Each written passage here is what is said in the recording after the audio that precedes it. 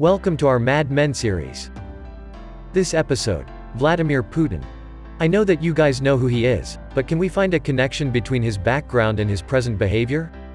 Well, let us find out in this episode. Vladimir Vladimirovich Putin was born in 1952 in the post-World War traumatized and devastated St. Petersburg. He was very much a product of the trauma of World War II.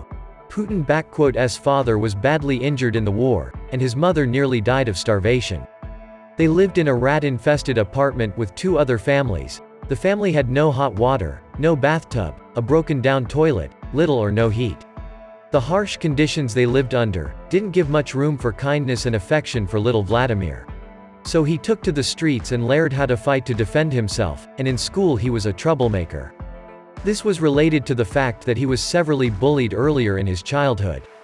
He was strongly determined not to be weak or small, so he got very tough and would often be the one to throw the first punch. Vladimir's harsh street life was avoided because of a 6th-grade teacher who helped him to find his potential. He excelled in both school and in sports, especially in judo, which he is still practicing. So later he was able to graduate in law from Leningrad State University in 1975.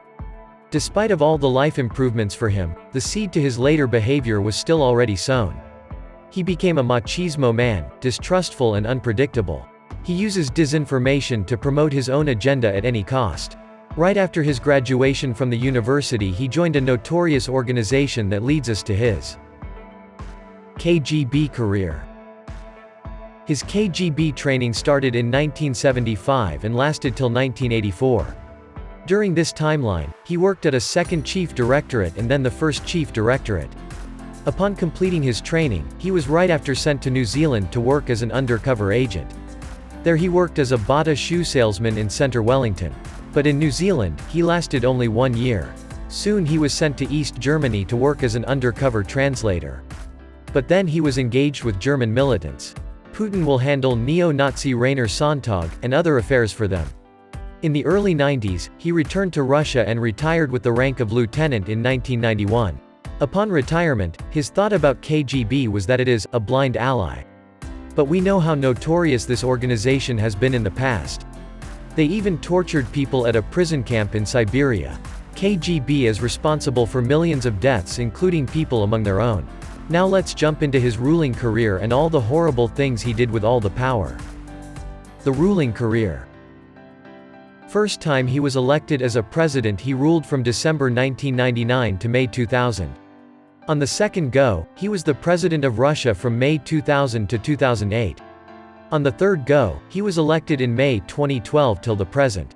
Now I may be using the word elected, but all the elections were fraud and bogus. Sometimes he would fool the public and most of the time he would get elected by his precursors. And from here starts all the atrocious things he did. Dismissal of his cabinet. Putin is constantly looking for ways to extend his ruling time. For that purpose, in 2020 he fired his prime minister and his cabinet. The benefit is that his ruling power will extend, plus he will do what he wants to do. And this is not the only time he did something like that. He applied the same strategy in 2004, which resulted in his extended government time till 2008. The thing is that he is not disputed by Russia/s other political parties. It is because Putin loves to abuse the criminal laws and send them to jail, or will oppress them to silence. That is the reason why he can do whatever he likes, no matter the consequences. There have been 3 wars in his power, that we will be going through briefly. Second Chechen War. This war took place in Chechnya from August 1999 to April 2009. The total number of casualties is around 80,000, of which around 40,000 were civilians and the other were militants from both sides. This war ended in 2009 as Russia withdrew its army. But why would Russia attack Chechnya?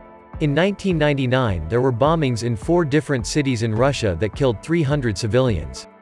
When the bombings were studied by a Russian journalist Litvinenko and a Russian spy Politovskaya, it was concluded that the bombing was done by Russia's security, just so that they could attack Chechnya. And we all know who was the president at that time. Russo-Georgian War. This war was started in August 1, 2008 and ended on August 12 of the same year. In simple words, this war lasted for only 12 days. This war was Europe's first war of the 21st century. Russia, South Ossetia and Abkhazia were backed up against Georgia. 1st of August, they started shelling Georgian villages. As a result, the Georgian army sent units into the area and a fight broke out. On August 8, Russia launched a full-scale sea, air, and land attack against Georgia. On August 12 a ceasefire agreement was negotiated by the President of France which ended the bloody war. As a result of this war, around 192,000 people were displaced, not to mention thousands of casualties and injuries from all sides. Russo-Ukrainian War. The Russian-Ukrainian War was going on for a very long time but not up to this intensity. Russia was known for invading Ukraine on February 20, 2014. They then annexed the Crimean Peninsula. But on February 24, 2022 they tried hard to invade Ukraine through different locations across the border. As a result of this war, thousands of civilians and soldiers have died. But the thing is, why would Putin attack Ukraine? They think that the European Union has corrupted Ukrainians because they want to join them and not Russia. Putin said in an interview that Ukraine is part of Russia politically, linguistically, and culturally. But the people of Ukraine want to integrate into Europe. This might be the main reason why Putin is trying to invade Ukraine. However, he has encountered more resistance than he bargained for. This might prove that Putin is not a great strategic thinker. These are not all the horrible things that he has done. The list is much longer and cannot be completed in this video. Putin has done so many brazen and cruel things. To conclude the question we asked in the beginning of this video, there seems to be a clear connection between his background and his present behavior. Through this we can recognize how childhood experiences impacts us throughout our lives, and that it sometimes can be necessary to look at the past to get a better understanding of the present. I'm sorry guys, but you have reached the end. If you liked this, stay tuned for more videos in our Mad Men series. Don't forget to press the like button and subscribe to our channel to stay up to date. Lastly, hit the bell button to be notified about our next video.